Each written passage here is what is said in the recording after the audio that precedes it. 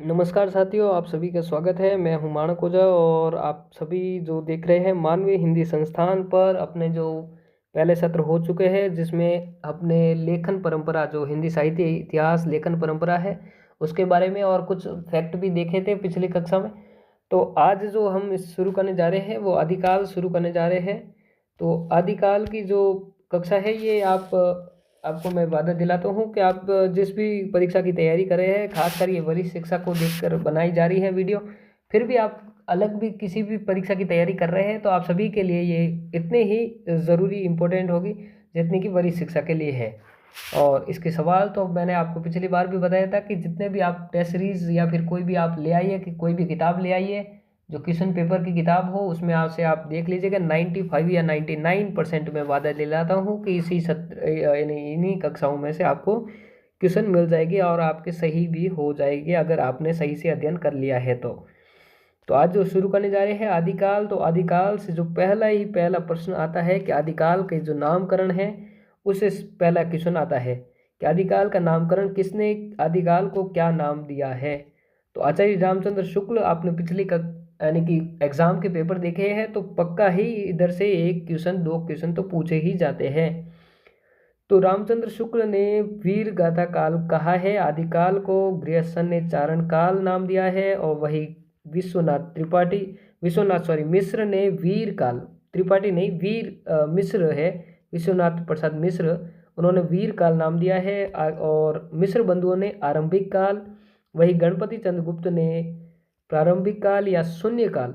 याद रखने के लिए मैंने तो इस प्रकार से याद रखा है कि गणपति में प है तो वो प्रारंभिक काल है और मिश्र बंधु ने आरंभिक काल, जबकि गणपति प है तो वो प्रारंभिक काल और शून्य काल नाम दिया है। महावीर प्रसाद द्विवेदी बीज वपन काल, कमल कुलश्रेष्ठ अंधकार काल, रमा शंकर शुक्ल रसाल, जय काव्य काल, राम कुमार वर्मा संधि और चारण काल। एकदम जरूरी है, बार बार क्वेश्चन पूछा गया है। संधि और चारण काल राम कुमार वर्मा। डॉक्टर धीरेन्द्र वर्मा और डॉक्टर बचन सिंह ने अपभ्रंश काल नाम दिया है और वही राहुल सांकृत्या ने सिद्ध सामंत काल। और आचार्य हजारी प्रसाद द्विवेदी जी ने आदिकाल, जो एकदम सर्वमान्य मत माना जाता है आदिकाल को लेकर, आचार्य हजारी प्रसाद द्विवेदी जी ने आदिकाल नाम दिया है। सुमन राजे और मोहन अवस्थी ने दिया है आधार काल। सुमन राजे जिनका इतिहास है हिंदी साहित्य का आधा इतिहास, और मोहन अवस्थी ने नाम दिया है आधार काल। वासुदेव सिंह जी ने नाम दिया है उद्भव काल और वही राम खिलावन पांडे ने नाम दिया है संक्रमण काल। जैसे कि पहले मैंने याद रखाया था आपको, राम खिलावन जो है नया नया नाम है, तो हिंदी साहित्य का नया इतिहास इन्होंने लिखा है और संक्रमण काल इनका नामकरण है। तो इसमें से जरूरी मैं अगर आपको बताऊं, अगर 2-3 सेलेक्ट करूं तो वो नामकरण ऐसे हो गए कि पहले तो आचार्य हजारी प्रसाद द्विवेदी जी का नामकरण तो आपको याद रखना है कि आदिकाल जो सर्वमान्य मत है आचार्य प्रसाद द्विवेदी जी ने दिया है। और फिर वीर गाथा काल अपने रामचंद्र शुक्ल, गृह संचारण काल, और एक आपको याद रखना है संधि और चारण काल। संधि और चारण काल राम कुमार वर्मा को तो याद ही रखना है, आपको कंठस्थ कर लेना है, या फिर ये चार्ट बनाकर अपने बोर्ड यानी जहाँ पढ़ते आप वहाँ चिपका ही लेना है। सिद्ध सामंत काल ये भी पूछा गया है बार बार कि सिद्ध सामंत काल किसने कहा है, तो राहुल सांकृत्यायन जी ने हिंदी साहित्य के आदिकाल को सिद्ध सामंत काल कहा है। आगे जो फैक्ट दिए गए हैं वो आचार्य रामचंद्र शुक्ल के इतिहास से लिए गए हैं, वो आचार्य रामचंद्र शुक्ल के इन इतिहास से भी क्वेश्चन पूछे जा सकते हैं। तो जो हिंदी साहित्य का आदिकाल को जो आचार्य रामचंद्र शुक्ल ने वीर गाथा काल नाम दिया है, तो उसके पीछे उनके इतिहास में लिखा गया है कि मैंने इन 12 रचनाओं को देखते हुए, यानी 12 रचनाएं जो वीर गाथा काल की है, रासो साहित्य है, उनको देखते हुए उन्होंने ये आदिकाल का नाम वीर गाथा काल दिया है। तो इन्होंने आदिकाल में इन 12 रचनाओं का नाम दिया है। खुमान रासो जो दलपत सिंह की है, बिसल देव रासो जो नरपति नाल की है, परमाल रासो जगनिक की है, पृथ्वीराज रासो जो चंद्रबरदाई की है, हमीर रासो जो सारंगधर की है, विजयपाल रासो जो नल सिंह की है, जस मयंक जस चंद्रिका जो मधुकर कवि की है, जयचंद प्रकाश जो भट्ट केदार की है, अमीर खुसरो की पहेलिया, विद्यापति की पदावली, कीर्ति लता और कीर्ति पताका जो विद्यापति की है। तो इसमें से ऐसे क्वेश्चन पूछे जा सकते हैं कि आचार्य रामचंद्र शुक्ल ने अपने आदि काल में जिन 12 रचनाओं का विश्लेषण किया है उसमें से शामिल है या एक शामिल नहीं है। तो बेमेल करके आपसे पूछा जा सकता है। तो 6 तो आपको याद रखना है। रासो साहित्य है, खुमान रासो, बीसलदेव रासो, परमाल रासो, पृथ्वीराज रासो, हमीर रासो और विजयपाल रासो। उसके बाद जो आपको याद रखना है, जस मयंक जस चंद्रिका जो मधुकर कवि, और जय चंद प्रकाश, जय जय जय से याद रखना है। 2 है, जस मयंक जस चंद्रिका और जय चंद प्रकाश भट्ट केदार की। अमीर खुसरो की पहेलियाँ याद रखना है, विद्यापति की पदावली और विद्यापति की 2 रचनाएं कीर्ति लता और कीर्ति पताका। इस प्रकार से ये 12 रचनाएं आपको याद रखनी है। आगे चलेंगे। इसमें से आचार्य शुक्ल ने 3 रचनाओं को छोड़कर, यानी 3 रचनाएं किन को छोड़कर, तो बिसलदेव रासो, विद्यापति की पदावली और अमीर खुसरो की पहेलियाँ, इनको छोड़कर शेष 9 ग्रंथों को वीर रसात्मक ग्रंथ माना है। यानी कि बाकी इन 3 को छोड़कर इन तीनों को वीर रस की रचनाएं नहीं कह सकते। बाकी जो 9 रचनाएं हैं वो वीर रस की रचनाएं हैं। तो 12 में से 9 रचनाएं अगर वीर रस की मिलती है तो इस हिसाब से उन्होंने आदिकाल का नाम वीर गाथा काल दिया है। अतः शुक्ल जी ने इस कालखंड को वीर गाथा काल कहना उचित समझा है। इसी प्रकार आचार्य शुक्ल ने ग्रंथों के आधार पर वीर गाथा काल नामकरण दिया है, ग्रंथों के आधार पर। तो ऐसे भी सवाल पूछा जा सकता है कि किस अपने इतिहास लेखक ने, किस आलोचक ने हिंदी साहित्य के आदिकाल को ग्रंथों के आधार पर नामकरण किया है, तो वो है आचार्य रामचंद्र शुक्ल। आगे चलेंगे। आचार्य रामचंद्र शुक्ल ने इनमें से जो 4 रचनाएं हैं उनको तो साहित्यिक अपभ्रंश की माना है और बाकी 8 रचनाओं को देश भाषा की माना है। तो जो 4 रचनाएं जो इन्होंने साहित्यिक अपभ्रंश की रचनाएं मानी है वो है विजयपाल रासो, हमीर रासो, कीर्ति लता और कीर्ति पताका। आपको ये भी याद रखना है। और 4 अगर कही है, 3 अगर कही है तो उसमें बेमेल देकर आपको पूछा जा सकता है कि कौन सी साहित्यिक अपभ्रंश की रचनाएं नहीं है। आचार्य रामचंद्र शुक्ल ने इनमें से किसको साहित्यिक अपभ्रंश की रचना नहीं माना है। तो याद रखना है, विजयपाल रासो, हमीर रासो, कीर्ति लता और कीर्ति पताका। और बाकी जो 8 रचनाएं हैं वो है देश भाषा की। उन रचनाओं को माना है इन्होंने देश भाषा की। शेष 8 रचनाओं को देश भाषा में रचित माना है, जबकि 4 रचनाओं को साहित्यिक अपभ्रंश में माना है। याद रखने के लिए मैंने इस प्रकार से याद किया है कि हमीर की विजय होगी तो कीर्ति फैलेगी। हमीर की अगर विजय होगी तो कीर्ति फैलेगी। कीर्ति लता, कीर्ति पताका।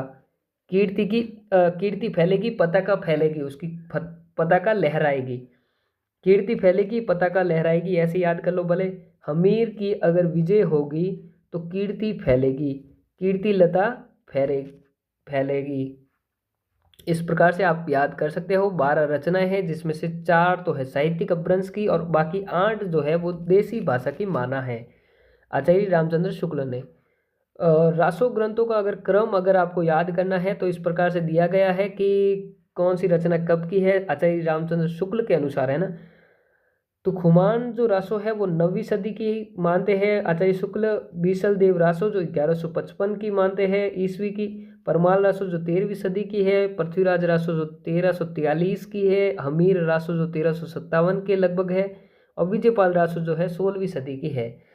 जबकि वरिष्ठ शिक्षा में ऐसे क्रम या फिर सीधे तिथि नहीं पूछी जाती, जबकि आपको याद रखना है। तो मैंने इधर भी एक ट्रिक देखी, आप पेंसिल से लिख रखी है मैंने तो, कि खूब पर पृथ्वी हमीर विजय हुए।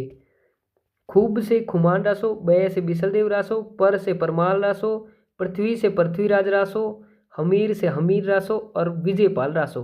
ऐसे आपको याद रखना है कि खुमान रासो 9वीं सदी, बिसलदेव रासो 12वीं सदी 1155, परमाल रासो 13वीं सदी और पृथ्वीराज रासो 1343 ईस्वी, हमीर रासो 1357 ईस्वी और विजयपाल रासो 16वीं सदी। तो आपको याद रखने जैसे इस पेज में से दो बातें ये बिल्कुल ही पूछी जा सकती है कि कौन सी तो रचनाएं हैं जो साहित्यिक अपभ्रंश की नहीं है, और जो रचनाएं हैं उनमें से उनका क्रम या फिर आचार्य शुक्ल ने किस रचना को कब किस तिथि का माना है, किस क्रम से माना है। तो एक तो आपको यही याद रखना है कि विजयपाल रासो, हमीर रासो, कीर्तिलता, कीर्ति पताका, और एक फिर आपको ये याद रखना है कि कौन सी रचना कब की है लगभग। दोनों ही ट्रिक इस प्रकार से थी कि हमीर की विजय होगी तो कीर्ति फैलेगी, और खूब पर पृथ्वी हमीर विजय हुए, खूब पर पृथ्वी हमीर विजय हुए। आगे चलेंगे। आचार्य हजारी प्रसाद द्विवेदी जी जो है उन्होंने खुमान रासो को 18वीं सदी की रचना माना है, जबकि आचार्य शुक्ल 9वीं सदी की इसको रचना मानते हैं, जबकि आचार्य हजारी प्रसाद द्विवेदी जी इसी रचना को 18वीं सदी की रचना मानते हैं। आदिकाल का जो नामकरण है, नामकरण करने वाले पहले अगर कोई विद्वान है, तो पहली जब क्लास ली थी उसमें कंटेंट की क्लास थी, उसमें मैंने बताया था कि नामकरण करने की जो रीति स्टार्ट करते हैं वो ग्रियर्सन है। तो आदिकाल का भी जो नामकरण पहल करेंगे वो ग्रियर्सन करेंगे, जबकि मैंने कहा कि आदिकाल नाम देने वाले जो आदिकाल नामकरण करने वाले पहले विद्वान ग्रियर्सन है, जबकि आदिकाल नाम देने वाले आचार्य हजारी प्रसाद द्विवेदी है। आपको कंफ्यूज नहीं होना है कि आदिकाल को पहल यानी कि हिंदी साहित्य के इतिहास को पहल नाम ही ग्रियर्सन ने दिया है, तो आदिकाल को नाम भी ग्रियर्सन ही देंगे। जबकि आदिकाल नाम, प्राचीन काल को आदिकाल नाम अगर किसी ने दिया है तो वो हजारी प्रसाद द्विवेदी जी ने दिया है। आदिकाल नाम की उपयुक्तता, जबकि वरिष्ठ शिक्षा में ऐसे क्वेश्चन नहीं पूछे जाते, फिर भी आपको बता दूं एक भूमिका अगर तैयार होती है तो अगर आपके क्वेश्चन कई तथ्यों के अलावा भी साइड से आएंगे तो भी आप कर सकते हैं। इस हिसाब से ये भूमिका या फिर ये फैक्ट जो अलग से है वो पढ़ाए जा रहे हैं, जो इतना डीप से पढ़ाया जा रहा है। आदिकाल नामकरण की उपयुक्तता, आदिकाल नामकरण देने से भाषा, भाव, शिल्प संबंधी सभी गुत्थियां सुलझ जाती है। हिंदी साहित्य का आदि रूप जो है वो सरेपा की कविता में देखा जा सकता है। हिंदी का जो पहल रूप भी है जो सरेपा की कविताओं में देखा जा सकता है। हिंदी के कुछ शब्द उसमें उपयोग में आते हैं। जैसे सरेपा की ये पंक्ति है, सीधी पूछी जा सकती है, जही मन पवन न संचरई, रवि शशि नाही पवेश, तेहि गट चित विषाम करु, सरे कय उवेश। तो यहाँ जो पवन है, मन है, संचरई है, न है, रवि है, शशि है, ये शब्द हिंदी में भी सीधे सीधे प्रयोग में आते हैं। तो हिंदी साहित्य के आदिकाल में जो हिंदी भाषा का आदि रूप है वो सरेपा के यहाँ जो पहला कवि अपन मानते हैं उसमें देखा जा सकता है। तो ये पंक्तियाँ भी आपको याद रखनी है। सरेपा की है, जही मन पवन न संचरई, रवि शशि नाही पवेश, जय तेहि गट चित विषाम करु, सरे कय उवेश। प्रवृत्ति साहित्य में भक्ति, श्रृंगार और धर्म, अध्यात्म, नीति एवं वीर रस के जो भाव विकसित हुए वो आदिकाल में देखे जा सकते हैं, यही मिल जाते हैं। यानी कि आदिकाल में आपको भक्ति भी देखी जा सकती है, श्रृंगार भी मिलेगा, धर्म की बातें भी मिलेगी, अध्यात्म और नीति, वीर रस की सभी प्रकार की जितने भी रस है, जितने भी छंद है, अलंकार है, जितने भी प्रकार के शब्द प्रयोग है वो सारे ये एक तरह से आपको मिल जाएंगे एक बार हिंदी साहित्य के आदिकाल में। शिल्प संबंधी जितने भी रूप प्रवृत्ति साहित्य में विकसित हुए उन सभी का आदि रूप यहाँ मिल जाता है। जैसे आपको ये याद रखना है कि इससे भी क्वेश्चन आपसे बिल्कुल ही पूछा जा सकता है, बिल्कुल ही बहुत ही एकदम महत्वपूर्ण है। ये याद रखना ही है आपको कि रोड़ा कविकृत राउरवेल जो है वो चंपू शैली की रचना है, पहल रचना है आदिकाल में लिखी गई। रोड़ा कवि की राउरवेल जो है चंपू एक रचना है। और आपको तो वरिष्ठ शिक्षा के हिसाब से तो इतना ही याद रखना है, लगभग तो इतना ही पूछा जा सकता है कि राउरवेल किसकी रचना है, रोड़ा कवि की है। और फिर आगे भी याद रखना चाहो तो चंपू शैली की रचना है। जीनदत्त सूरी जिनकी रचना है उपदेश रसायन रास या उपदेश रसायन रास जो है वो खंड काव्य है। हिंदी साहित्य का पहला खंड काव्य है उपदेश रसायन रास, जीन दत्त सूरी। छंद बरदाई कृत पृथ्वीराज रासो जो है हिंदी साहित्य के आदिकाल में लिखा गया हिंदी का पहला महाकाव्य है। नरपति नालय द्वारा लिखा गया कृत बीसल देव रासो जो पहला ललित मुक्तक काव्य है, पहला ललित मुक्तक काव्य है। इसी क्रम में जो दामोदर कृत दामोदर कवि द्वारा लिखा गया है उक्ति व्यक्ति प्रकरण, वो है व्याकरण ग्रंथ। हिंदी साहित्य का इतिहास के आदिकाल में पहले व्याकरण ग्रंथ भी लिखे गए, चंपू शैली की रचना भी लिखी गई और व्याकरण ग्रंथ शब्द को छंद शास्त्र से लेकर भी रचनाएं लिखी गई है। तो दामोदर कृत द्वारा जो लिखी गई, दामोदर कवि द्वारा जो लिखा गया उक्ति व्यक्ति प्रकरण आपको याद रखना है। ज्योतिरीश्वर ठाकुर द्वारा लिखा गया वर्ण रत्नाकर जो है वो एक तरह का शब्दकोश है। याद रखना है कि वर्ण रत्नाकर आपसे सीधे सीधे भी पूछा जा सकता है कि वर्ण रत्नाकर रचना किसकी है, तो ज्योतिरीश्वर ठाकुर की। और इसका वर्णीय विषय क्या है, इसमें क्या विषय पर विचार किया गया है, तो वो एक तरह का शब्दकोश है। प्राकृत पेंगलम जो रचना है इसके रचनाकार तो नहीं लेकिन संकलनकर्ता जो है लक्ष्मीधर है और ये एक छंद शास्त्र की रचना है।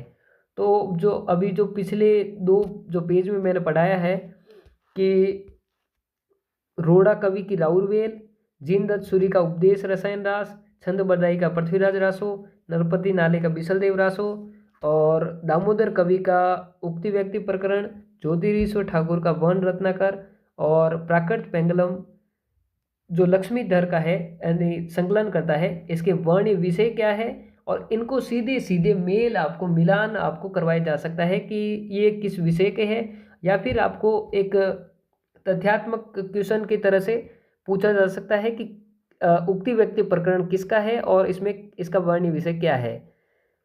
और मिलान के सवाल भी आपसे पूछे जा सकते हैं और या फिर व्याख्यात्मक सवाल भी आपसे पूछे जा सकते हैं। एक व्याख्या उसमें गलत दे दी जाएगी कि दामोदर कवि का उक्ति व्यक्ति प्रकरण जो है वो छंद शास्त्र का है, तो उसमें आपको पहचान करनी पड़ेगी कि कौन सा जो ये आदिकाल की रचना है उसमें वर्णीय विषय क्या है और इसके रचनाकार कौन है। तो आपको ये 6 फैक्ट जो है याद रखने हैं। आगे चलेंगे कि हिंदी साहित्य के आदिकाल में हजारी प्रसाद द्विवेदी ने आदिकाल नामकरण, हिंदी साहित्य का आदिकाल उनकी एक जो रचना है उसमें हिंदी साहित्य हजारी प्रसाद द्विवेदी ने आदिकाल नामकरण को लेकर एक सावधानी बतलाते हुए कहा है कि आदिकाल नामकरण एक ऐसी भ्रांत धारणा का बोध कराता है कि यह कालखंड कोई आदि मनोभावापन यानी मनोभावापन परंपरा विनिर्मुक्त एवं काव्य रूढ़ियों से अछूते साहित्य का काल है जो सही नहीं है।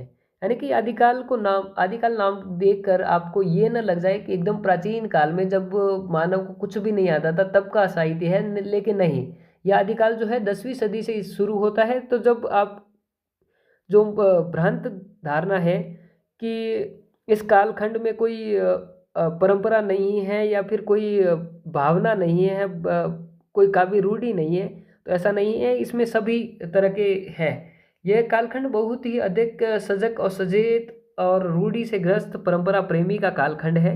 यानी इसमें भी जो आगे चलकर जो अपनी रूढ़ियाँ काव्य रूढ़ियाँ है वो सारी ही इसमें प्रयोग की गई है। अतः पाठक को यदि नामकरण की असावधानी से सावधान रहे तो आदिकाल नामकरण सर्वाधिक उपयुक्त है। नोट,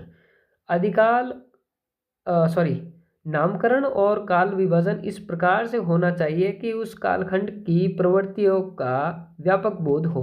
यानी नामकरण इस प्रकार से हो कि नाम से ही आपको पता चल जाए कि उस काल में क्या क्या तो प्रवृत्तियां रही होगी। आगे हम जो चलते हैं तो आदिकाल का एक मोटा मोटी ढांचा आपको बताया जा रहा है कि किस प्रकार से कौन कौन से साहित्य है। तो आप मान लें कि एक जो आदिकाल जो है एक देश है और इसमें सिद्ध साहित्य, नाथ साहित्य, जैन साहित्य, रासो साहित्य और कवि दो जो कवि है और इसके साथ ही लौकिक जो रचनाएं हैं, लौकिक गद्य रचनाएं हैं। तो जो 5 यानी 6 एक तरह से एक देश है और इसमें 6 अलग अलग प्रकार के राज्य है जिसमें क्या क्या तो है। जैसे एक का नाम सिद्ध साहित्य है, एक का नाथ साहित्य है, एक का जैन साहित्य, एक रासो साहित्य, एक में कवि द्वय बैठे हैं। तो वही 6-7 रचनाओं को लेकर लौकिक और गद्य रचनाएं, लौकिक रचनाएं बैठी है।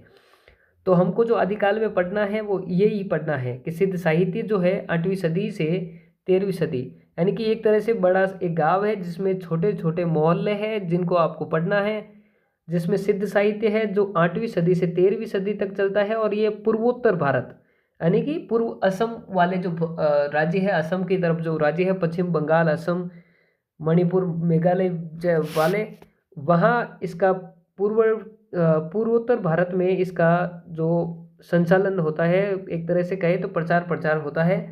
वही नाथ साहित्य जो है 10वीं से 13वीं सदी का है और ये पंजाब और राजस्थान में फूला फैला है। आगे जैन साहित्य है जो 8वीं से 13वीं सदी तक चलता है और ये गुजरात के काठियावाड़ में, और गुजरात कहे आप और पश्चिम राजस्थान भी कहे तो वहाँ फैला हुआ है जैन साहित्य। वही हिंदी साहित्य के आदिकाल का जो प्रतिनिधि साहित्य है वो है रासो साहित्य, जो राजस्थान में फैला हुआ है और ये 10वीं से 14वीं सदी के बीच में इसका जो कालक्रम है। वही कवि द्वय बैठे हैं जिसमें अमीर खुसरो है और विद्यापति है। अमीर खुसरो जो 14वीं सदी के हैं और विद्यापति 15वीं सदी के हैं। वही अन्य जो रचनाएं हैं, लौकिक और गद्य रचनाएं हैं, उनमें है राउरवेल, ढोला मारू का दूहा, प्राकृत पेंगलम, वर्ण रत्नाकर, संदेश रासक, उक्ति व्यक्ति प्रकरण और रणमल छंद और बसंत विलास। इनको लेकर भी आपको एक बड़ा सवाल पूछा जा सकता है, जैसे कि पिछली बार पूछा गया था कि कौन सा तथ्य सत्य नहीं है या कौन सा तथ्य है जो असत्य है। ऐसे क्वेश्चन पूछे जा सकते हैं कि किस रचना में क्या विषय तो वर्णित है और ये रचनाएं कब और किसके द्वारा लिखी गई। तो ये भी आपको पढ़ना है, ये भी आपको आगे पढ़ाया जाएगा। और एक इधर फैक्ट मेरे द्वारा अन्य लिखा गया है कि सर्वाधिक प्रामाणिक अगर आप देखेंगे तो वो है जैन साहित्य, और सर्वाधिक प्रामाणिक प्रामाणिकता का आरोप अगर किसी पे लगता है तो वो रासो साहित्य पर कि ये प्रामाणिक है या नहीं है। क्योंकि आपको पता है कि रासो साहित्य जो है वो राजाओं के शासनकाल में उनकी श्रृंगारिकता की प्रवृत्ति को देख के और युद्धों का वर्णन दिया गया है, जिसमें कल्पना भी है और इतिहास भी है। तो इस पर ज़्यादातर प्रामाणिक अप्रामाणिकता का आरोप लगता है, जबकि सबसे ज़्यादा प्रामाणिक अगर कोई साहित्य है आदिकाल में तो वो है जैन साहित्य। आगे चलेंगे, अगर आगे जो शुरू करने जा रहे हैं वो सिद्ध साहित्य है। जो एक गांव का पहला मोहल्ला है वो है सिद्ध साहित्य। आपको बिल्कुल ही बिना लोड के एकदम ध्यान से पढ़ना है, एकदम माइंड को फ्री रखकर पढ़ना है, बिल्कुल ही सभी चीज़ें याद हो जाएगी। 1 से 2 बार पढ़ना है, 2 से 3 बार पढ़ना है, और रटने की ज़रूरत भी नहीं है। 1 से 2 बार पढ़ने के बाद मेरे हिसाब से याद भी हो जाता है। और इसमें तो ज़्यादा फैक्ट भी नहीं है, ज़्यादातर ठीक ठाक जो फैक्ट आएगी, ज़्यादातर जो फैक्ट है वो आधुनिक काल में आते हैं। ज़्यादा कवि भी बहुत सारे हो जाते हैं और बहुत सारी कविताएं भी हो जाती है। तो आपको हिंदी साहित्य के आदिकाल में कोई ज़्यादा देखने की ज़रूरत नहीं है। 1 से 2 बार इस वीडियो को देख लीजिएगा और मेरे द्वारा कर दिया गया कंटेंट आपको बिल्कुल ही PDF के माध्यम से मिल जाएगा, वो देख लीजिएगा। तो बिल्कुल ही एक भी सवाल आपका इससे बाहर नहीं जाएगा। तो हम शुरू करने जा रहे हैं सिद्ध साहित्य। सिद्ध साहित्य जो है वो 8वीं सदी से 13वीं सदी के मध्य विकसित हुआ, मध्य माना जाता है। और स्थान जो इसका है पूर्वोत्तर भारत है, जिसमें नेपाल, तिब्बत, बिहार, उड़ीसा, बंगाल है। श्रीशैल पर्वत जो है इसका सिद्धों का प्रमुख स्थान है, मुख्य केंद्र है श्रीशैल पर्वत। जो बैंडल लिखा हुआ इसका आगे आएगा जिक्र। और चर्चित जो सिद्ध साहित्य के संपादन कार्य किया गया है, सिद्ध साहित्य को लेकर उजागर करने वाले पहले जो रचनाकार है, सर्वप्रथम पाश्चात्य प्राच्य जो विद्वान है बैंडल है, ने सिद्ध साहित्य के संपादन की शुरुआत की है। सिद्ध साहित्य को प्रकाश में लाने वाले भी अगर कोई है विद्वान तो पहले तो लाने वाले प्राच्य विधि है बैंडल है। और फिर जो इस सिद्ध साहित्य पर काम करने वाले हैं, सबसे ज़्यादा काम करने वाले हैं वो महामहोपाध्याय हरप्रसाद शास्त्री है, जिन्होंने सिद्धों के साहित्य की खोज नेपाल से की है। और इन्होंने बांग्ला भाषा में बोध गान और दोहा नाम से एक रचना संपादित की है। आलोचना पुस्तक या फिर रचना संपादित की है जिसमें सिद्धों के लेकर चर्चा है। इसमें सिद्धों की चर्यापद और दोहों का संग्रह मिलता है और 1917 में ये प्रकाशित होती है। महोपाध्याय हरप्रसाद शास्त्री को आपको याद रखना है और इनकी रचना को याद रखना है। बोधगान और दोहा 1917 में आई प्रकाशित हुई है, जो सिद्ध साहित्य को लेकर है। और इसमें चर्यापद और दोहों यानी सिद्धों के दोहों और चर्यापदों को लिया गया है। आगे है, हरप्रसाद शास्त्री ने सिद्धों की भाषा को आलो आंधारिक नाम दिया है। यह भी आपको याद रखना है कि सिद्धों की भाषा को आलो आंधारी नाम किसने दिया है, तो वो है हरप्रसाद शास्त्री। प्रबोध चंद्र बागची ने सिद्धों के दोहों को दोहाकोश नाम से संपादित किया है। राहुल सांकृत्यायन ने सिद्धों की पांडुलिपियों की खोज तिब्बत से की है। मेरी तिब्बत की यात्रा इनकी प्रसिद्ध रचना है। तिब्बत की यात्रा की है इन्होंने और तिब्बत से इन्होंने पांडुलिपियाँ लेके आए सिद्धों की, और इन्होंने सिद्ध और नाथों की रचनाओं का संपादन हिंदी काव्य धारा 1945 के नाम से किया है, जो इनका साहित्य इतिहास है। डॉक्टर धर्मवीर ने सिद्ध साहित्य पर आलोचना ग्रंथ लिखा है, क्योंकि इन्होंने इनका पीएचडी का जो विषय रहा है वो भी सिद्ध साहित्य रहा है। बौद्ध धर्म जो है वो बौद्ध धर्म इस प्रकार से बटा है कि बौद्ध धर्म में हीनयान और महायान दो शाखा थी। महायान से मंत्रयान बना और मंत्रयान से वज्रयान। वज्रयान में 84 सिद्ध आपके बैठे हैं और वज्रयान से सहजयान और सहजयान से आगे चलकर नाथों का विकास हुआ है और नाथों से ही आगे चलकर संत परंपरा जो अपने उत्तर भारत में विकसित हुई है वो विकसित हुई है। तो आपको ये भी क्रम याद रखना है कि महायान से मंत्रयान, मंत्रयान से वज्रयान, वज्रयान में ही 84 सिद्ध आपके बैठे हैं। वज्रयान का ही आगे विकास सहजयान के नाम से हुआ है और सहजयान को आगे चलकर नाथ साहित्य और नाथ ही आगे चलकर संतों के साहित्य को विकास करने में अपना बड़ा हाथ देते हैं। मंजूश्री मूलकल्प और रतनजोपम कथन नामक दो ग्रंथ जो है, इनमें वज्रयान बौद्ध सिद्धों की साधना पर प्रकाश पड़ता है। मंजूश्री मूलकल्प और रतन जोपम कथा या रत्नाकर जोपम कथा नामक ग्रंथों से वज्रयान बौद्ध सिद्धों की साधना पर प्रकाश पड़ता है। सिद्धों की साधना जो है वो वामाचार साधना, महासुख साधना और महासुखवाद और तांत्रिक साधना, काया साधना, गुह्य साधना, पंचम मकार साधना है। पंचम मकार म के 5 रूप है, मांस, मत्स्य, मध्य, मैथुन और मुद्रा। स्त्री को ये 7 रखते थे। मुनिदत्त और अद्वैय वज्र जो है, उन्होंने सिद्धों की चर्यापदों की जो भाषा है उसको संध्या भाषा कहा है। ये बहुत ही इंपॉर्टेंट फैक्ट है, इसको आपको याद रखना है। मुनिदत्त और अद्वैय वज्र को याद रखना है, नाम याद रखना है। संध्या भाषा सिद्धों की चर्यापद की जो भाषा है उसको संध्या भाषा किसने नाम दिया है, तो मुनिदत्त और अद्वैय वज्र ने नाम दिया है। आचार्य रामचंद्र शुक्ल ने पहला सिद्ध तो लोहीपा को माना है, जबकि छठा सरेपा को माना है और 84वां सिद्ध भलीपा को माना है। जबकि सबसे प्राचीन अगर हमको पूछा जाए तो वो सरेपा है, जबकि लोहीपा का नाम सबसे पहले आचार्य शुक्ल ने लिया है। अब पढ़ेंगे सरेपा। सरेपा का जो दूसरा नाम है राहुल भद्र और सरोज वज्र। सरेपा का जो जन्म है वो 769 ईस्वी में हुआ है और राहुल सांकृत्यायन ने सरेपा को हिंदी का पहला कवि कहा है। सरेपा सिद्धों में सबसे प्राचीन है और सिद्ध साहित्य के प्रवर्तक माने जाते हैं, प्रवर्तक है। ये महासुखवाद और काया साधना के सहजयान के प्रवर्तक है। सरेपा के दोहाकोश प्रसिद्ध है। सरेपा की जो रचनाएं हैं वो दोहाकोश नाम से प्रसिद्ध है, इनके दोहे प्रसिद्ध है। सरेपा की चर्चित जो पंक्तियां हैं वो सीधे सीधे आपको पता है कि पूछी जा सकती है वो, जबकि मैं कहूँगा कि अगर आप वरिष्ठ शिक्षा में है फिर भी आपको याद करनी ही है, लेकिन व्याख्याता की अगर आप परीक्षा देने जा रहे हैं तो आपको सभी जो भी कथन आ रहे हैं वो बिल्कुल ही याद रखने हैं। जो रचनाएं जो चर्चित पंक्तियां है, घरवे रजई, घरवे खजई, सहजे रजई, कीजई राय विराय। घर में रहना है, सहज से रहना है और कीजई राय विराय, राग और विराग में रहना है। घर में खजई, घर में खाना है, सहजे रजई, कीजई राय विराय। देह जैसा तीर्थ मैंने कहीं देखा है और न सुना है।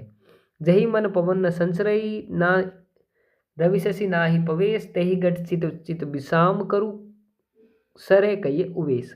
नाद न बिंदु, रवि शशि मंडल।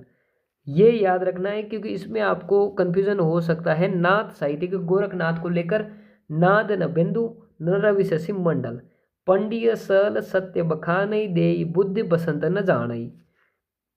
सरेपा ने ब्राह्मणवाद, पुरोहितवाद, कर्मकांड का विरोध किया है और शास्त्र ज्ञान का विरोध किया है और लोकवाद की तरफ जाने की प्रक्रिया सिद्ध साहित्य से प्रारंभ होती है।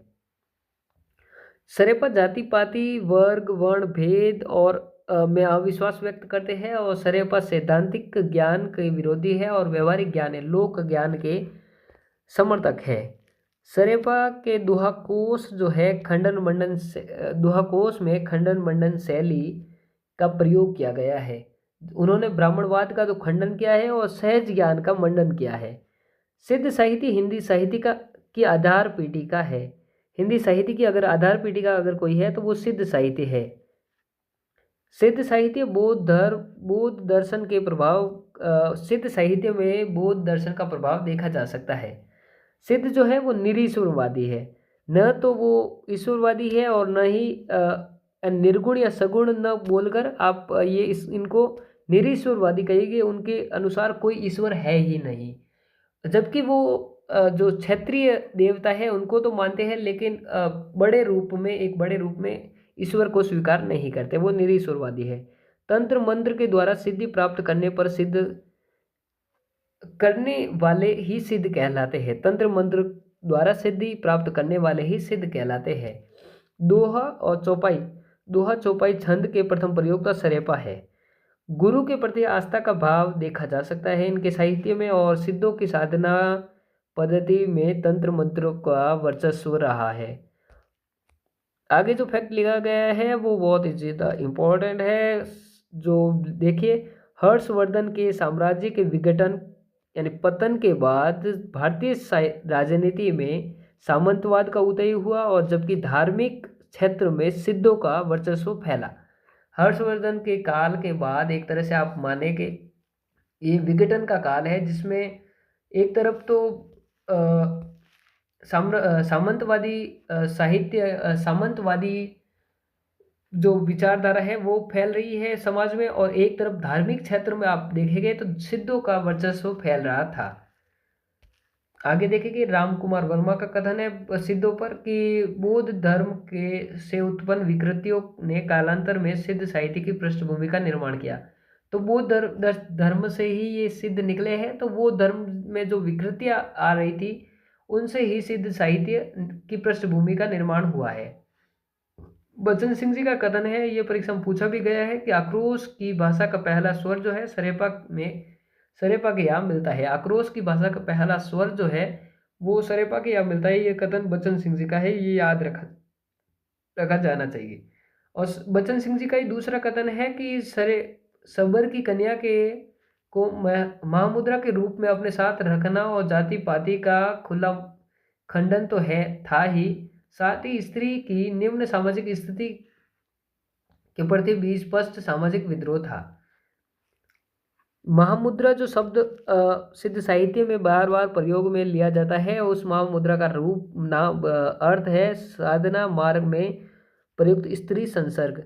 तो जब सिद्ध साधना करने के लिए जाते थे तो वो साधना जो होती थी वो गांव से बाहर रहने की, अपने क्षेत्र एकदम खुले जंगलों में और अपने साथ एकदम ही वो विवाह प्रथा का तो विरोध करते, लेकिन महिला का यानी कि स्त्री का अपने साथ में रखना और उनकी साधना कहीं ना कहीं थी जो वो एक तरह से अश्लील तरह की साधना थी, जो साधना में स्त्री को बिल्कुल ही उस साधना का केंद्र मानते थे कि स्त्री संसर्ग ही साधना का पहला महत्वपूर्ण केंद्र है।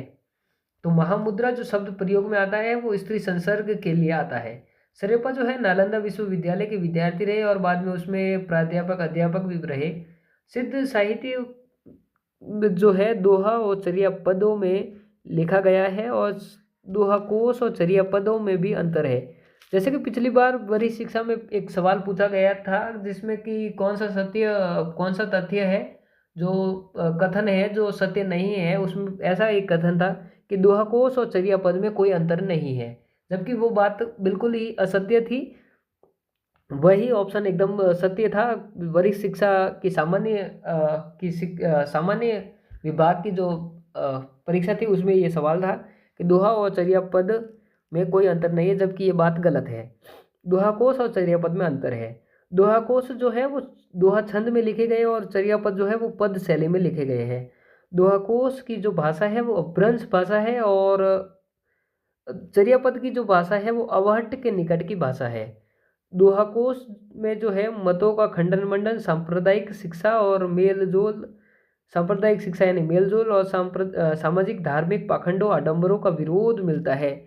जबकि चर्यापद जो है, चर्यापद एक प्रकार से अनुष्ठानिक गीत है, अनुष्ठान के गीत है और ये अंतः साधनात्मक मन के प्रतीकात्मक अनुभूति को प्रकट करते हैं और वे चर्या कहलाते हैं। और चर्यापद पदों में प्रतीकों का प्रयोग मिलता है और सिद्धों के चर्यापद में संध्या भाषा व दृष्टिकूट शैली का प्रयोग मिलता है। दृष्टिकूट शैली जो आगे चल के नाथ साहित्य में भी देखी जा सकती है और भक्ति साहित्य में भी देखी जा सकती है, भक्ति काल में भी देखी जा सकती है। तो वो दृष्टिकूट जो शैली है वो सिद्धों से शुरू होती है। सिद्धों की संध्या भाषा की दृष्टिकूट शैली ने आगे चलकर संतों की उलटबासियों का रूप लिया है, निर्माण किया है। दृष्टिकूट का अगर अर्थ देखें तो दृष्टि यानी देखने की शक्ति है और कूट यानी पहाड़ या छल है, यानी जहाँ देखने की शक्ति को, जहाँ जो चीज़ दिख रही है वो वाकई वो चीज़ वास्तव में न होकर एक छल मात्र हो, तो उसे दृष्टिकूट कहते हैं। दृष्टिकूट से अर्थ निकला कि जहाँ सामान्य देख लेने की दृष्टि को छल लिया जाए। ऐसी कविता का अर्थ अभिधा, लक्षणा और व्यंजना में न खुलकर काव्य रूढ़ियों में खुलता है। सूरदास की साहित्य लहरी जो है वो दृष्टिकूट शैली में रचित है। जहाँ दृष्टिकूट शैली का प्रयोग होता है वो क्लिष्टत्व दोष होता है और क्लिष्टत्व दोष अपने सेकंड ग्रेड की परीक्षा में, वरिष्ठ शिक्षा की परीक्षा में क्लिष्टत्व दोष दिया गया है। तो क्लिष्टत्व दोष को लेकर ये भी पूछा जा सकता है कि दृष्टिकूट शैली का जहाँ प्रयोग किया जाता है वह क्लिष्टत्व दोष होता है, माना जाता है। उलटबासिया जो शब्द है, उलटबासिया का अर्थ है कि उलट यानी विपरीत है, बास यानी कहने की उक्ति या कथन शैली है, तो संतों के द्वारा प्रयुक्त की गई है और एक विशिष्ट शैली है। उलटबासी एक ऐसी उक्ति है जिसमें जो अपने अभिधेयार्थ में परम असंभव, विरोधपूर्ण प्रतीत होती है, लेकिन मिथ्या या व्यर्थ नहीं होती, बल्कि इसका विशिष्ट अर्थ प्रतीकों में निकलता है। जैसे कि कबीर की एक उलटबासी है, एक अचंबो देखो भाई, ठाडो सिय चरावे गाई।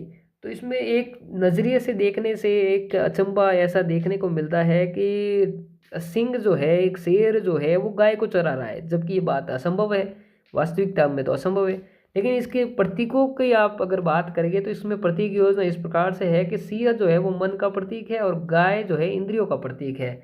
और यही सवाल जो प्रतीकों को लेकर है वो आपके सहायक प्रोफेसर, असिस्टेंट प्रोफेसर की परीक्षा में पूछा गया था, जबकि उनमें कबीर के दोहे ये लगे हुए थे, ये पद लगे हुए थे। लेकिन आप उसको सीधे सीधे भी पूछे जा सकते हैं कि जो एक अचंबो देखो भाई है, अपने भी कबीर के 20 पद लगे हुए हैं, तो उसमें देख ये सवाल 5 अंग और 10 पद लगे हुए हैं, तो उसमें ये पूछ सकते हैं कि सीधे ये पूछ सकते हैं कि ये पंक्तियाँ किसकी है और कबीर की ये जो पंक्तियाँ ये किस प्रकार की उलटबासी है। और उलटबासी है तो उसमें अद्भुत रस है, क्योंकि ये अपने काव्य शास्त्र भी है।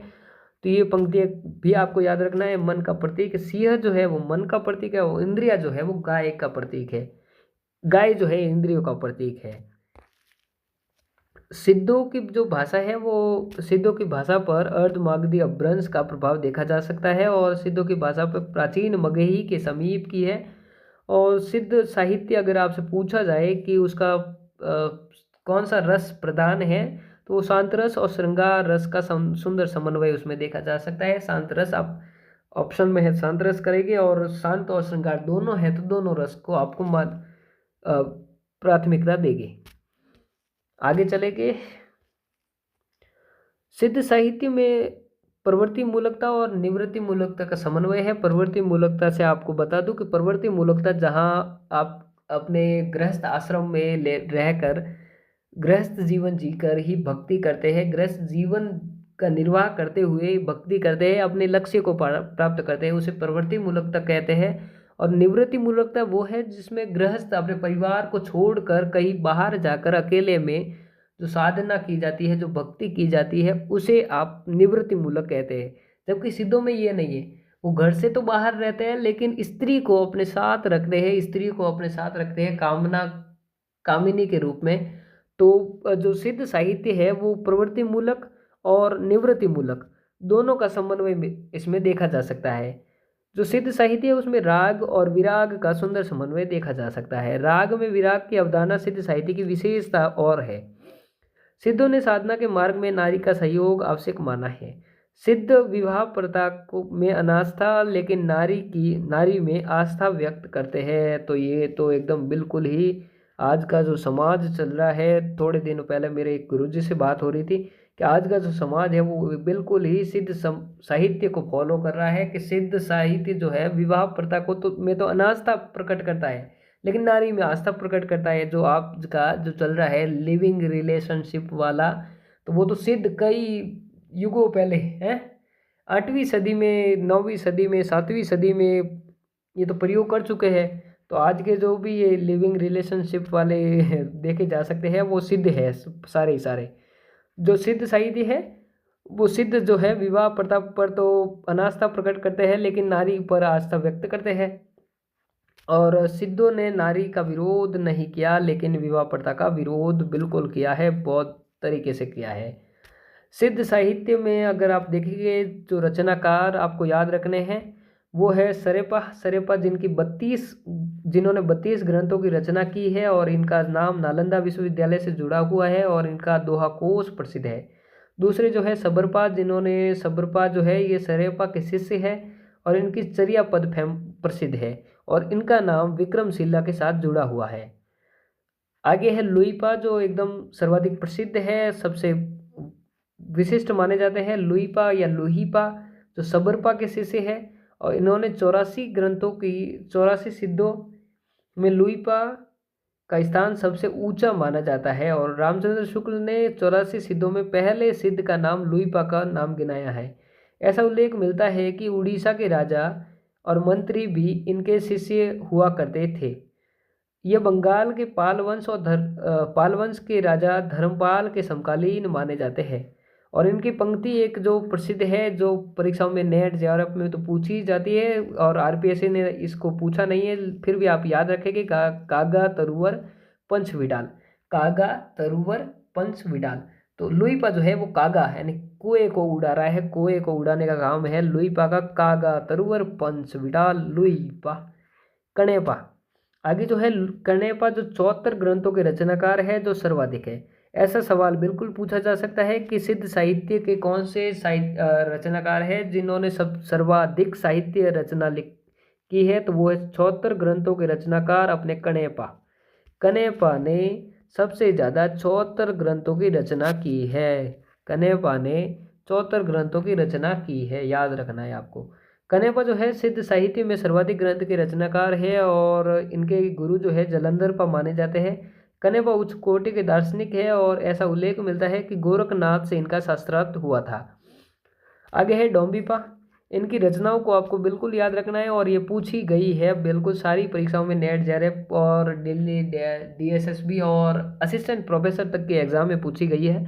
डोंबिपा जो है इनके गुरु विरूपा है और इनके जो ग्रंथों की संख्या है वो 21 है और इनकी जो रचनाएं हैं योगचर्या, अक्षराद्विकोपदेशक और डोंबी गीतिका तो जबकि आपको इनके नाम को देखकर याद आ जाएगी लेकिन इन दोनों को याद रखना है, अक्षराद्विकोपदेशक और योगचर्या।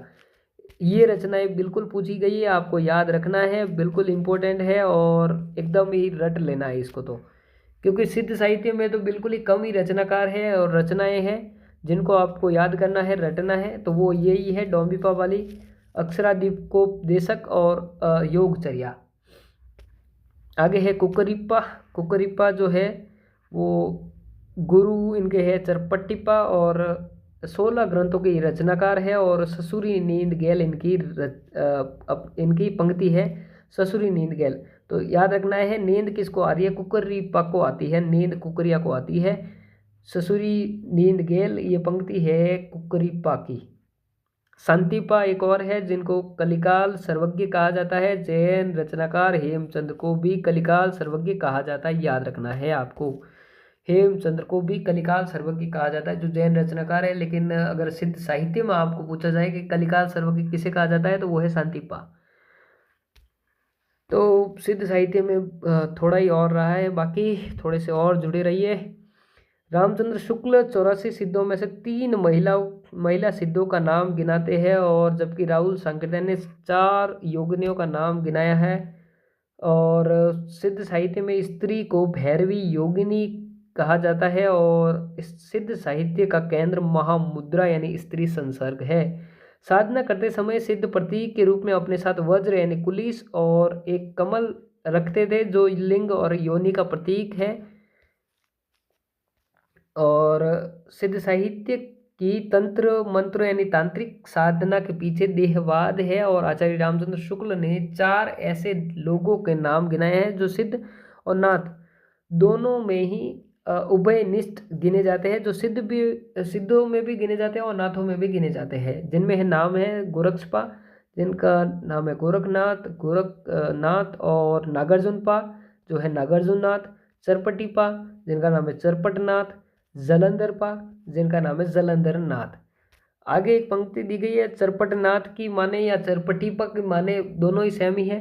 चरपटनाथ की माने ज़्यादा बेहतर होगा। तांबा तुम्बा दो सूचा राजा ही ते जोगी ऊंचा। तांबा डूबे तुम्बा तरे, राजा जोगी जीवे और राजा मरे। ये पंक्ति है अपने चरपटीपा की, चरपटनाथ की। तांबा तुम्बा दो सूचा राजा ही ते जोगी ऊंचा। पंक्तियों को आपको बिल्कुल ही याद रखना है और आपको तो गाते रहना है, क्योंकि आप हिंदी साहित्य का इतिहास पढ़ रहे हैं, हिंदी साहित्य के छात्र हैं, विद्यार्थी है, तो हिंदी साहित्य की जो पंक्तियां हैं आपको याद रहनी चाहिए। हर काल से एक दो पंक्ति तो आपको याद रहनी चाहिए, और भक्ति काल की तो सारी पंक्तियां याद रहनी चाहिए। तांबा तुम्बा दो सूचा राजा ही ते जोगी ऊंचा। तांबा डूबे तुम्बा तरे, राजा जोगी जीवे और राजा मरे।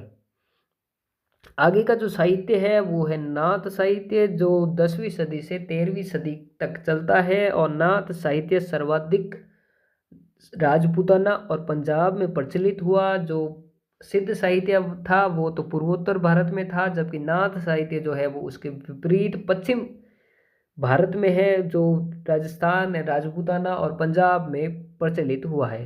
नाथों की संख्या 9 गिनी गई है, 9 मानी गई है।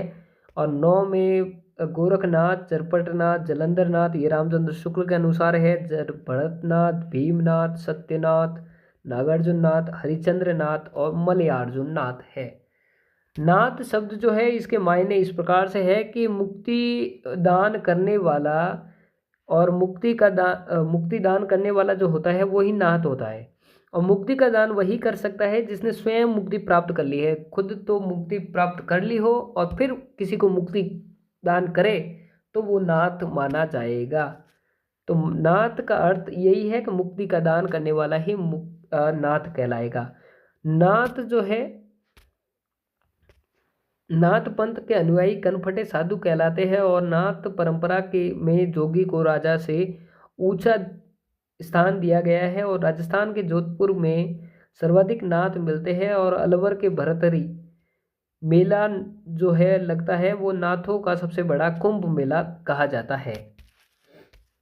जो जोधपुर का महामंदिर है वो नाथों की पीठ भी है।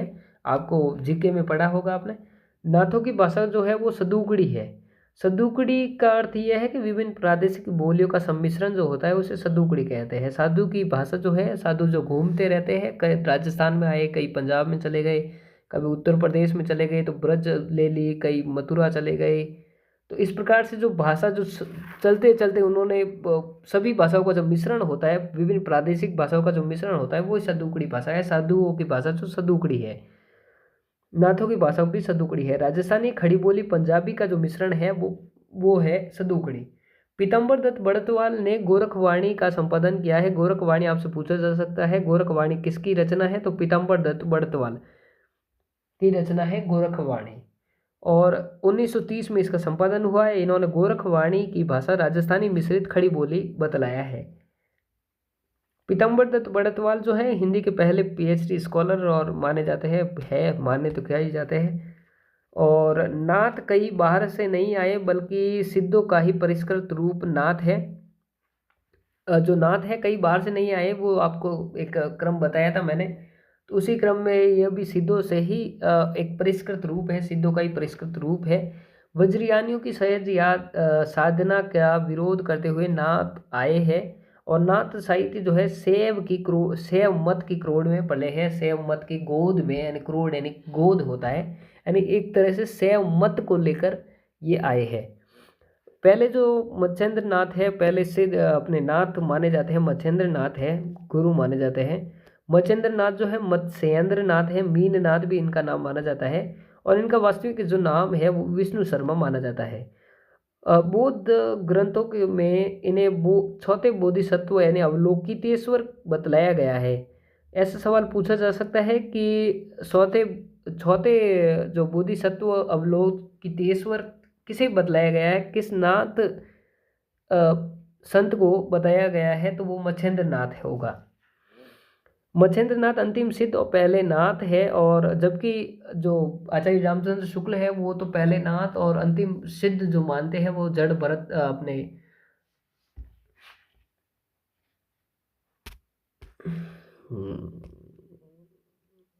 बालनाथ जालंधर नाथ को मानते हैं।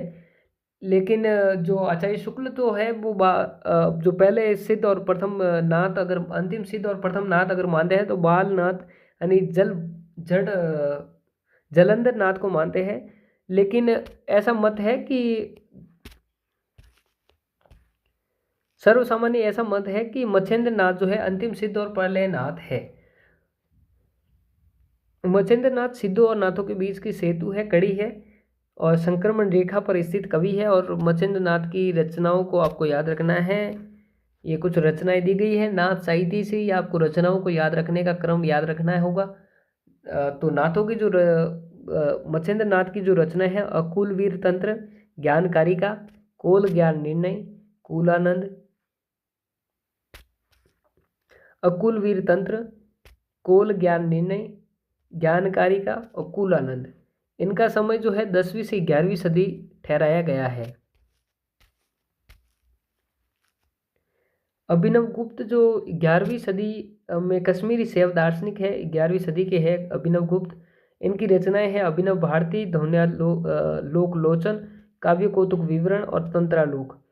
जो अभिनव भारती है वो भरत मुनि के नाट्यशास्त्र की टीका है, नाट्यशास्त्र पर लिखी गई टीका है। ध्वन्यालोक लोचन जो है वो आनंद वर्धन के ध्वन्यालोक पर लिखी गई टीका है। और काव्य कौतुक विवरण है जो इनके अभिनव भारती के गुरु है आचार्य भट्टतोद की रचना काव्य कौतुक की टीका है। जबकि तंत्रालोक जो है एक स्वतंत्र रचना है जिसमें मच्छेंद्र विभु का उल्लेख मिलता है, और मच्छेंद्र विभु ही मच्छेंद्र नाथ है, ऐसा एक तथ्य बनाया गया है। तंत्रालोक जो रचना है वो 11वीं सदी के पूर्वार्ध की रचना मानी जाती है, में रचित है।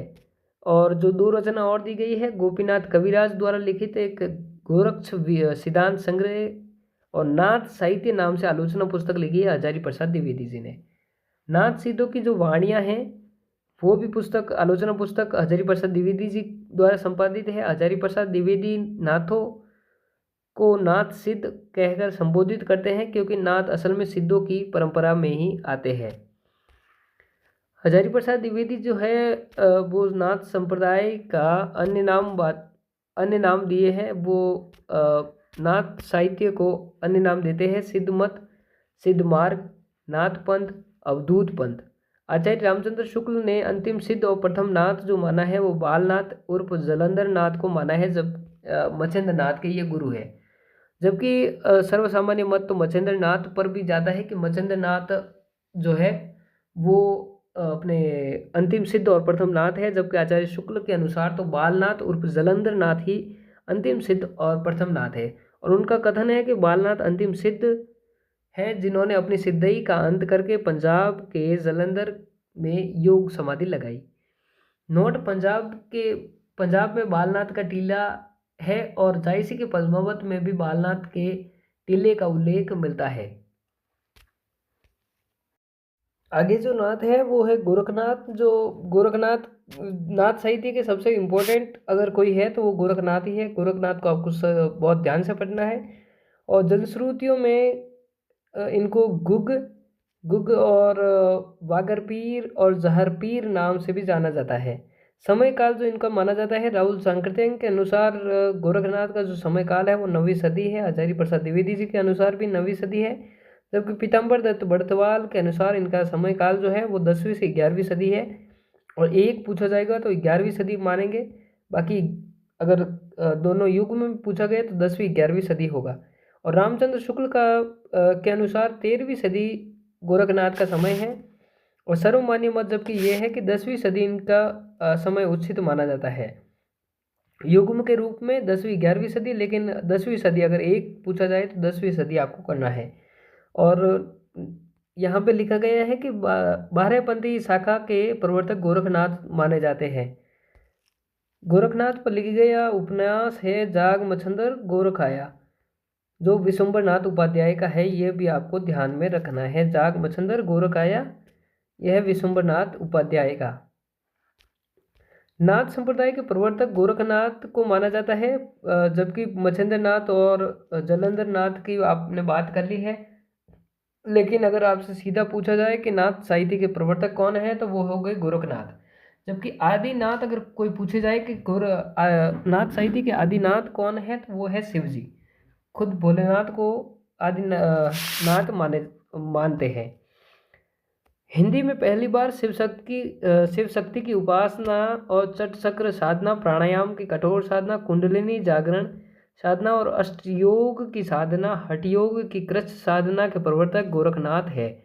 यानी कि शिव शक्ति की उपासना, चट चक्र साधना, प्राणायाम साधना, प्राणायाम की कठोर साधना, कुंडलिनी जागरण, अष्टयोग और हठयोग की जो साधना लेकर आए हैं वो गोरखनाथ है।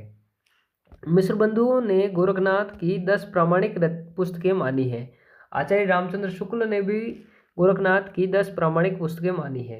हजारी प्रसाद द्विवेदी ने जबकि 28 पुस्तकें इनकी चर्चा की है।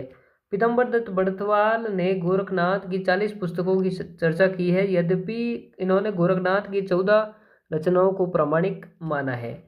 गोरखनाथ की रचनाओं को आपको याद रखना है, बहुत ज़रूरी है।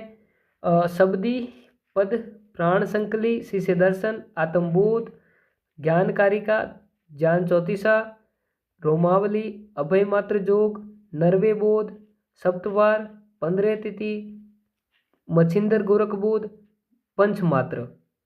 आपको याद रखना है, ये सारी रचनाओं को याद रखना है। एक बार अलग पेज पर भी लिखकर याद कर सकते हैं। शबदी पद, प्राण संकली, शिष्य दर्शन, आत्मबोध, ज्ञानकारिका, ज्ञान तिलक, ज्ञान चौतीसा, रोमावली, अभय मात्र जोग, नरवे बोध, सप्तवार, 15 तिथि, मच्छिंदर गोरखबोध और पंचमात्र। आगे चलेंगे तो ज्ञान समुद्र जो रचना है वो संत सुंदरदास की है और ज्ञान बोध जो रचना है वो संत मल्लुकदास की है। याद रखना है आपको ये भी। भक्ति काल में संतों ने शब्द लिखे हैं, लेकिन शब्द लिखने की प्रारंभिक जो रचना नाथ साहित्य में मिलती है। गोरखनाथ का सबसे प्रामाणिक अगर कोई रचना मानी जाती है वो है शब्दी और पद। आदिकाल में नाथों के यहाँ विशेषकर गोरखनाथ के यहाँ सर्वाधिक गद्य लिखा गया। और मिश्र बंधुओं ने हिंदी साहित्य का पहला गद्यकार जो है गोरखनाथ को माना है। और हालांकि इसके प्रमाण में जो मिश्र बंधुओं ने उदाहरण प्रस्तुत किए हैं वे अप्रामाणिक है, यानी कि वे मौजूद ही नहीं है आज। निरंजन पुराण, विराट पुराण, शक्ति संगम केंद्र, अमरोध शासनम, महारत मंजरी, विवेक मार्तंड और सिद्ध सिद्धांत पद्धति। आपसे ये भी पूछा जा सकता है कि ये रचनाएं जो है वो किसकी है और किस प्रकार की रचनाएं हैं। तो ये गद्य रचनाएं हैं, आपको याद रखना है। गोरखनाथ की गद्य रचनाएं हैं और इन पर ध्यान जो दिलवाया है पहले तो वो मिश्र बंधुओं ने दिलवाया है। निरंजन पुराण, विराट पुराण, शक्ति संगम केंद्र, अमरोध शासनम, महारत मंजरी, विवेक मार्तंड, सिद्ध सिद्धांत पद्धति। गोरखनाथ को हिंदी का शंकराचार्य कहा जाता है। गोरखनाथ को हिंदी का शंकराचार्य कहा जाता है। आपको याद रखना है हिंदी का शंकराचार्य कौन है, तो वो गोरखनाथ है। हजारी प्रसाद द्विवेदी जी का कथन है गोरखनाथ पर कि गोरखनाथ अपने युग के सबसे बड़े नेता है। गोरखनाथ अपने युग के सबसे बड़े नेता है, ये कथन है हजारी प्रसाद द्विवेदी जी का। हजारी प्रसाद द्विवेदी जी का अन्य कथन है कि शंकराचार्य के बाद में इतना प्रभावशाली और महिमान्वित व्यक्ति कोई दूसरा नहीं हुआ। इनकी सबसे बड़ी कमजोरी गृहस्थ जीवन का अनादर और नारी विरोध के कारण रूखापन आ गया है, अतः नाथ साहित्य शुष्क और निरस बन गया है। यानी ये कथन जो सारे ही है वो हजारी प्रसाद द्विवेदी जी का है कि गोरखनाथ को सबसे बड़ा अपने युग का सबसे बड़ा नेता कहा है, फिर शंकराचार्य के बाद इतना प्रभावशाली और महिमान्वित व्यक्ति कोई दूसरा नहीं हुआ। ये पंक्ति भी याद रखनी है। और किनकी नाथ साहित्य की, नाथों की इनकी सबसे बड़ी कमजोरी गृहस्थ जीवन का अनादर एवं नारी विरोध के कारण रूखापन आ गया है, अतः नाथ साहित्य शुष्क और नीरस बन गया है। कुछ रचनाएं लिखी गई है। काफिर बोध जो है गोरखनाथ की है, मोहम्मद बोध कबीर की है और काया बेली दादू दयाल की है। गोरखनाथ हिंदी में षटचक्र साधना लेकर आए हैं। षटचक्र साधना क्या है, तो अपने शरीर में एक तरफ 3 तरह की नाड़ियां मानी जाती है, ईडा, पिंगला और सुषुम्ना। एक तरफ ईडा होगी, एक तरफ पिंगला होगी और एक बीच में जो होगी वो सुषुम्ना नाड़ी होगी, और कुंडलिनी जो होगी वो नीचे होगी, ऊर्ध्वमुखी होगी, अधोमुखी होगी, जो साधना के साथ ही ऊर्ध्वमुखी होकर ऊपर ऊपर बढ़ती जाएगी। और इसमें जो अष्टकमल माने जाते हैं, जो 6 चक्र माने जाते हैं, उनका नाम है मूलाधार चक्र, फिर दूसरा है स्वाधिष्ठान चक्र, मणिपूरक, अनाहत चक्र, विशुद्ध चक्र और आज्ञा चक्र। पिंगला जो है, पिंगला को ह माना जाता है, ह कहा जाता है, हठ साधना का ह, और ईडा को माना जाता है ढ। तो इस तरह से हठ हो जाता है। और पिंगला को सूर्य नाड़ी और चंद्रमा को ईडा को चंद्र नाड़ी कहा जाता है, और सुषुम्ना बीच में होती है। दोनों का मिश्रण करके बीच में सुषुम्ना नाड़ी में मिलाना ही एक साधक की जो साधना होती है। इस तरह से आपको याद रखना है, जबकि ऐसा सवाल नहीं आएगा, जबकि आपको रेफरेंस के लिए याद रखना है कि कौन कौन सा एक चक्रों का नाम है।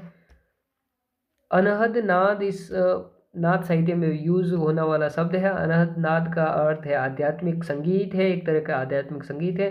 जब साधक कुंडलिनी सतचक्र का भेदन करती हुई ऊपर की ओर जाती है तो साधक को परमात्मा की निकटता का सुख प्रदान करने वाला आध्यात्मिक संगीत अनुभव होता है, और इसे ही अनहद नाद कहा जाता है। गोरखनाथ की पंक्तियों को आपको याद रखना है, बिल्कुल ही आपको पंक्तियाँ तो जो भी आएगी वो आपको याद रखनी ही है। तो गोरखनाथ की पंक्तियाँ जो है वो इस प्रकार से है कि गोरखनाथ का पहले तो नारा है अलख निरंजन, और जोई जोई पिंडे सोई सोई ब्रह्मांडे। हर एक पिंड में ब्रह्मांड है, जोई जोई पिंडे सोई सोई ब्रह्मांड है। पिंड में ब्रह्मांड की अवधारणा गोरखनाथ लेकर आए हैं। 9 लख पातरी आगे नाचे पीछे सहस अखारा। 9 लख पातरी आगे नाचे पीछे सहस अखारा। हब की न बोलीबा ठब की न चलीबा और धीरे धरीबा पाव। याद रखना है, हब की न बोलीबा ठब की न चलीबा धीरे धरीबा पाव। जोई जोई पिंडे सोई सोई ब्रह्मांडे। 9 लख पातरी आगे नाचे पीछे सहस अखारा। हब की न बोलीबा ठब की न चलीबा धीरे धरीबा पाव। धीरे धीरे पाव रखना है, धीरे धीरे बोलना है। ठब की न चलीबा धीरे धीरे चलना है। हब के न बोलना है, सोच के समझ के फिर बोलना है। बोध सिद्ध कनेपा का गोरखनाथ के साथ शास्त्रार्थ हुआ था, ये पहले भी आपको बताया गया है। राम कुमार वर्मा के अनुसार गोरखनाथ का बड़ा योगदान इस प्रकार से है कि ईश्वर की निश्चित अवधारणा प्रकट इन्होंने की है। गोरखनाथ ने सबसे पहले ईश्वर की एक निश्चित अवधारणा प्रकट की है कि एक कोई निर्गुण ब्रह्म होता है, एक ब्रह्म है और निर्गुण है वो। उसका ना तो कोई रूप है ना कोई विस्तार है, वो हर जगह विद्यमान है, वो निर्गुण ब्रह्म है। हर पिंड में, ब्रह्मांड में, पिंड में ब्रह्म है। जोई जोई पिंड सोई सोई ब्रह्मांड है। हालांकि इनका ईश्वर जो है वो सगुण ब्रह्म नहीं है, पर ब्रह्म के प्रति आस्थावान न होकर निर्गुण ब्रह्म के प्रति आस्थावान है। लेकिन एक निर्गुण ब्रह्म की, यानी ब्रह्म तो है, ये बात लेकर आए हैं अपने गोरखनाथ। तो राम कुमार वर्मा इनका एक बहुत बड़ा योगदान मानते हैं। और एक योगदान ये माना जाता है इनका कि गोरखनाथ का सबसे बड़ा योगदान ये है कि अपने समय की तंत्र मंत्र से भयभीत जो जनता है उसको भय मुक्त किया है। यानी सिद्ध साहित्य, सिद्धों को देकर जो भयभीत हो गई थी जनता, क्योंकि जब भी सिद्ध कोई गांव में आते थे या फिर बात सुनी जाती थी कि कोई सिद्ध अपने गांव की तरफ आ रहा है, तब भी अपनी जो सासू माँ होती है सभी लोग औरतों की, तो वो पहले ही कह देती थी कि बेटियों को और बहुओं को कोई बाहर नहीं आएगा, बिल्कुल दरवाजा बंद कर लीजिए, कोई सिद्ध अपने गांव से निकलने वाला है। क्योंकि सिद्धों के पास ऐसी सिद्धि होती थी कि वो किसी को भी अपने वश में कर लेता था। तो गोरखनाथ, सबसे पहले गोरखनाथ का योगदान ये है कि तंत्र मंत्र, अपने समय की जो वो भयभीत जो जनता थी उसको भयमुक्त करने वाले हैं अपने गोरखनाथ। नाथ साहित्य, नाथ साहित्य की विशेषता देख लीजिए आप। प्रवृत्ति कहे, विशेषता कहे, सब एक ही है। और प्रवृत्तियों से सवाल आपको पता है कि बहुत सारे पूछे जाते हैं। नाथ साहित्य की विशेषता इस प्रकार से है कि नाथ साहित्य हठ योग की कृच्छ साधना मिलती है। नाथ साहित्य में हठ योग की कृच्छ साधना मिलती है, निर्गुण ईश्वर के प्रति विश्वास मिलता है और पददलित मानवता के प्रति गहरी कारुणिक चेतना मिलती है। सामाजिक समता और सामाजिक न्याय के प्रति निष्ठावान साहित्य है। नाथ साहित्य पद्य और गद्य दोनों में रचित है। गुरु के प्रति तीव्र आस्था का बोध मिलता है और खंडन मंडन शैली का प्रयोग इसमें मिलता है। और शास्त्र ज्ञान और सैद्धांतिक ज्ञान का विरोध मिलता है और लोक ज्ञान और व्यवहारिक ज्ञान का समर्थन इसमें मिलता है। नारी का विरोध इसमें मिलता है जबकि सिद्ध में नारी का विरोध नहीं मिलता था, नारी को साथ में लेकर वो साधना करते थे, जबकि नाथ साहित्य में नारी का विरोध मिलता है। और ग्रस्त जीवन और विवाह प्रथा में अविश्वास व्यक्त किया जाता है, ये निवृत्ति मूलक है बिल्कुल ही। और नाथ साहित्य रागात्मक तत्वों से वंचित है। नाथ साहित्य शुष्क और नीरस बन गया है क्योंकि रागात्मक तत्व उसमें है ही नहीं, श्रृंगारिकता की भावना उसमें है ही नहीं, भावनात्मक रहस्यवाद उसमें है ही नहीं। आदिकाल में केवल नाथ ही ऐसे हैं जिन्होंने नारी श्रृंगार, वेशभूषा, आभूषण की प्रवृत्ति आदि पर कलम नहीं चलाई है। नाथ साहित्य में भावनात्मक रहस्यवाद के लिए कोई स्थान नहीं है। यहाँ केवल साधनात्मक रहस्यवाद और दार्शनिक रहस्यवाद की अभिव्यक्ति मिलती है, यहाँ भावनात्मक रहस्यवाद नहीं है। जहाँ भी भावनात्मक रहस्यवाद होगा वह रागात्मक तत्व होगा, श्रृंगारिकता की भावना होगी, श्रृंगार रस होगा। तो यहाँ केवल साधनात्मक रहस्यवाद है और दार्शनिक रहस्यवाद है। षटचक्र साधना और कठोर प्राणायाम साधना की अभिव्यक्ति मिलती है और अखंड ब्रह्मचर्य पर बल यहाँ नाथ साहित्य में मिलता है। नाथ साहित्य में जाति पाति वर्ग वर्ण भेद की निंदा की गई है। जैसे कि अपने भक्ति काल में भी जब देखेंगे संतों पर, तो इन्हीं से प्रभाव ये पड़ा है कि नाथ साहित्य में जाति पाति वर्ग वर्ण भेद की निंदा मिलती है। नाड़ी साधना पर बल मिलता है और नाथ साहित्य में शैव दर्शन का प्रभाव स्पष्ट देखा जा सकता है। जिस प्रकार से सिद्ध साहित्य में बौद्ध का प्रभाव देखा जा सकता है, उसी प्रकार नाथ साहित्य में शैव मत का प्रभाव देखा जा सकता है।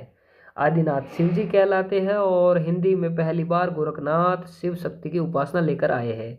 सामाजिक धार्मिक आडंबरों पाखंडों का विरोध इन्होंने किया है और नाथों ने सिद्धों की तांत्रिक साधना का विरोध करते हुए योग साधना पर बल दिया है।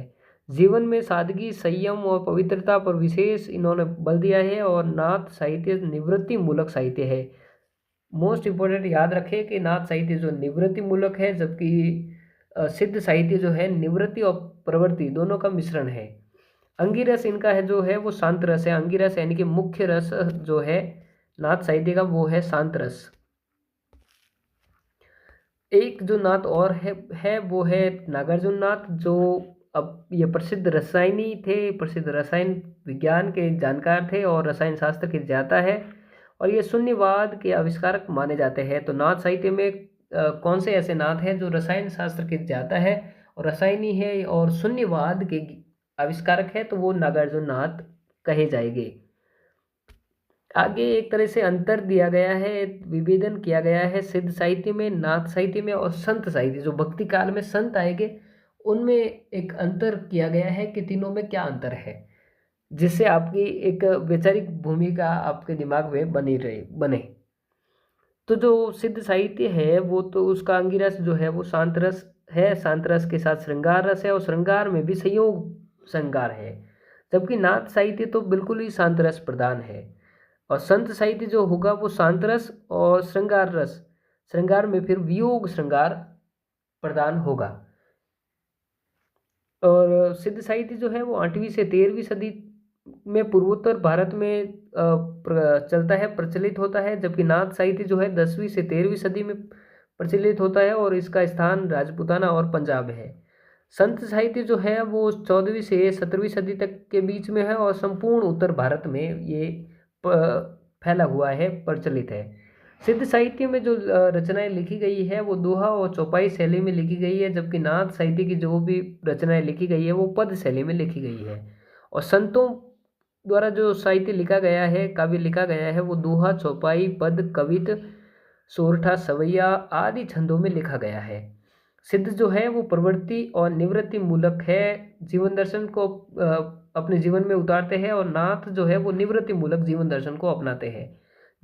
वही संत साहित्य जो है वो प्रवृत्ति मूलक, वो बिल्कुल ही निवृत्ति का विरोध करते हैं कि गृहस्थ जीवन में रहकर बहुत ही अच्छे तरीके से भक्ति की जा सकती है। इस प्रकार से संत साहित्य है वो प्रवृत्ति मूलक के जीवन दर्शन के अपने विचारक है। सिद्ध साहित्य में जो है गुरु की महिमा पर बल है, जबकि नाथ साहित्य में भी गुरु की महिमा पर तीव्र बल है और संतों ने भी गुरु की महिमा पर बल दिया है। आगे चलते हैं। सिद्ध साहित्य, सिद्धों की जो साधना है वो काया साधना है और नाथों की जो साधना है वो योग साधना है, जबकि संतों की जो साधना है वो सहज साधना है। सिद्ध जो है निरीश्वरवादी है, वही नाथ जो है, नाथ और संत दोनों ही जो है वो निर्गुणवादी निर्गुणवादी ईश्वरवादी है, निर्गुण ब्रह्म में विश्वास करने वाले हैं। सिद्ध नाथ और संत तीनों ही खंडन मंडन शैली का प्रयोग करते हैं और शास्त्रवाद, सैद्धांतिक ज्ञान का विरोध करते हैं और व्यवहारिक ज्ञान और लोक ज्ञान का समर्थन करते हैं। सिद्ध जो है वो विवाह प्रथा का विरोध करते हैं और नारी का समर्थन करते हैं, जबकि नाथ साहित्य तो विवाह और नारी दोनों का ही विरोध करते हैं और अखंड ब्रह्मचारी रहने पर बल देते हैं। जबकि संत जो है वो गृहस्थ जीवन का समर्थन करते हैं। और संत साहित्य में नाथ संस्कारों के प्रभाव से नारी को माया का रूपक मानकर निंदा की गई है, लेकिन समग्रता से संत साहित्य स्त्री विरोधी साहित्य नहीं कहा जा सकता है। कहीं कहीं अब आपको कबीर देखने को मिलेंगे कि नारी को माँ ठगनी, माया माँ ठगनी, और नारी का निंदा करते हैं, और संत भी कई और भी निंदा करते हैं, लेकिन वो उनको जो वो निंदा करने का क्रम है वो एक नाथ साहित्य के प्रभाव से करते हैं, जबकि स्वयं कबीर भी कहीं ना कहीं नारी रूप में ईश्वर को प्राप्त करने के लिए नारी रूप ग्रहण करते हैं। सिद्ध साहित्य जो है, सिद्ध, नाथ और संत साहित्य तीनों ही सामाजिक धार्मिक भेदभाव का विरोध करते हैं, भेदभाव को, जातिवाद का विरोध करते हैं। सिद्ध साहित्य जो है वो दोहा कोश में लिखा गया जिसकी भाषा अपभ्रंश है, और चर्या पदों में लिखा गया जिनकी भाषा अवट है, जबकि नाथ साहित्य जो है वो सदुकड़ी, राजस्थानी, पंजाबी में लिखा गया है। और संत साहित्य जो है वो सदुकड़ी भाषा में, कबीर की सदुकड़ी भाषा है, सदुकड़ी भाषा में लिखा गया है, और कबीर की सदुकड़ी आप कहेंगे, पंचमेल खिचड़ी कहेंगे, तो उसमें 5 भाषाएं वो है, देखिए, खड़ी बोली, पंजाबी, राजस्थानी, ब्रजभाषा, अवधी, फारसी, और पूर्वी पने का भी प्रभाव इसमें मिलता है। और तीनों ही जो है संत, नाथ और सिद्ध ब्राह्मणवाद, पुरोहितवाद का विरोध करते हैं। आगे है हजारी प्रसाद द्विवेदी जी का एक कथन कि नाथों ने प्रवर्ती संतों के लिए श्रद्धा प्रदान धर्म की पृष्ठभूमि निर्मित कर दी, जिन संत साधकों की रचनाएं हिंदी साहित्य को गौरवान्वित करती है। जिन संत साधकों की हिंदी रचनाएं हिंदी साहित्य में को गौरवान्वित करती है, उन पर कहीं न कहीं नातों का भी बहुत बड़ा प्रभाव है। नातों के द्वारा जो स्थापना की गई है, जो भी ये इस निर्गुणवाद की, निर्गुण ब्रह्म की विचारधारा की ये जो शुरुआत की गई है, ये कहीं न कहीं आगे चलकर प्रभाव संतों पर भी पड़ा है। तो ये कथन भी आपको याद रखना है कि नाथों ने प्रवर्ती संतों के लिए श्रद्धा प्रधान धर्म की पृष्ठभूमि निर्मित कर दी है, और जिन संत साधकों की रचना से हिंदी साहित्य को गौरवान्वित करती है। यह हजारी प्रसाद द्विवेदी जी का कथन है।